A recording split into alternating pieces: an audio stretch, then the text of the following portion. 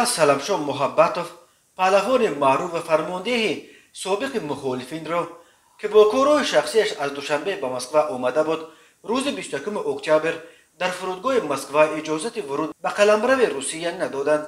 بنا به اطلاع دریافتی گنرال سلامشاه تا سال 2025 حق ورود به مرز روسیه را نداشته است، یعنی او را به کدام دلیل هنوز نامعلوم زپریت زدند.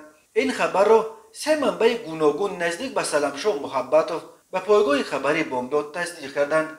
به گفته یکی از آنها گنرال سلامشاه از فرودگاه بیرون برآمدن نتوانست و با پرواز روز 22 اکتبر به دوشنبه برمیگردد. گنرال مایور سلامشاه محبتوف 11 نوامبر سال 1960 در ناحیه ونج ولایت مختار کوهستان بدخشان به دنیا آمده دانشکده کشاورزی تاجیکستان را ختم کرده است. سلامشاه محبتوف در دوران شوروی قهرمان تاجیکستان در نوهای گشتین دیزودا، سامبو و گشتین تاجیکی بود. سلامشاه محبتوف امین طور در بین سابقه‌داران در گشتین دیزودا 1 مرتبه و در گشتین سامبو 2 مرتبه قهرمان جهان شده است. سلامشاه محبتوف از فرماندهان ارشد اتحاد نیروهای مخالفین در جبهه بدخشان به شمار می رفت. بعد امضای سازشنامه صلح محبتوف 3 آگوست سال 1998 بر اساس سهمیه 3% مخالفین رئیس کمیته نفت و گاز حکومت تاجیکستان تعیین شد و تا 17 اپریل سال 2001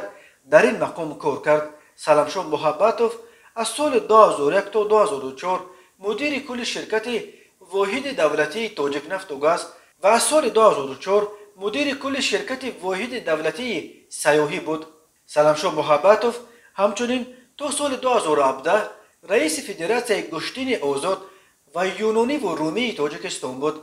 سلامشاه محبتوف بعد ترک منصب و مقامهایش سالهای اخیر اساساً در زادگاهش ناحیه ونج به سر میبرد. او در منطقه بدخشان بخصوص در ونج و درواز همچنان از آبروی و نفوذ زیاد برخوردار می باشد.